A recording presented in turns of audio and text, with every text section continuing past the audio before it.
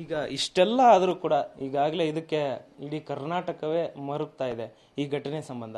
ಆದರೆ ಕೆಲವರು ಇದನ್ನ ಸಮರ್ಥಿಸ್ಕೊಳ್ಳೋಂತ ಪ್ರಯತ್ನ ಮಾಡ್ತಾ ಇದ್ದಾರೆ. ಅದ್ರ ಬಗ್ಗೆ ಹೇಳೋದಾದ್ರೆ ಸರ್, ದೇವ್ರು ನಂಬಿರೋರು ಇದ್ದಾಗ ದೆವ್ವ ನಂಬಿರೋರು ಇದ್ದೇ ಇರ್ತಾರೆ ಸರ್. ಸೊ ಒಳ್ಳೇದು ನಂಬಿರೋರು ಕೆಟ್ಟದ್ದು ನಂಬ್ತಾರೆ. ಇರ್ಲಿ ಸರ್, ತೊಂದರೆ ಇಲ್ಲ. ಅದು ಅವ್ರವ್ರ ಸ್ವಾತಂತ್ರ್ಯ, ಯಾರು ಬೇಕೋ ನಂಬೋದು. ಸೊ ಅದನ್ನ ಅವ್ರ ಹಕ್ಕು ಬಗ್ಗೆ ನಾನು ಪ್ರಶ್ನೆ ಮಾಡಕ್ ಹೋಗಲ್ಲ, ಅವ್ರ ಚಾಯ್ಸ್ ಬಗ್ಗೆನೂ ನಾನು ಪ್ರಶ್ನೆ ಮಾಡಕ್ ಹೋಗಲ್ಲ ಸರ್. ಸರ್, ಈಗ ಈ ಒಂದು ಘಟನೆ ಈಗಾಗಲೇ ಸಿನಿಮಾ ರಂಗ ಸಾಕಷ್ಟು ಸಮಸ್ಯೆಗಳನ್ನು ಎದುರಿಸ್ತಾ ಇದೆ. ಥಿಯೇಟರ್ ಸಮಸ್ಯೆ ಆಗಿರ್ಬೋದು, ಥಿಯೇಟರ್ಗೆ ಜನ ಬರ್ತಾ ಇಲ್ಲ ಅನ್ನೋಂಥ ಸಮಸ್ಯೆ ಆಗಿರ್ಬೋದು, ಆ ಒಂದು ಥಿಯೇಟರ್ಗೆ ರೆಂಟ್ ಕಟ್ಟಿ ನಡೆಸುವಂತ ಸಮಸ್ಯೆ, ತುಂಬಾ ಸಮಸ್ಯೆಗಳಿದೆ ಚಿತ್ರರಂಗದಲ್ಲಿ.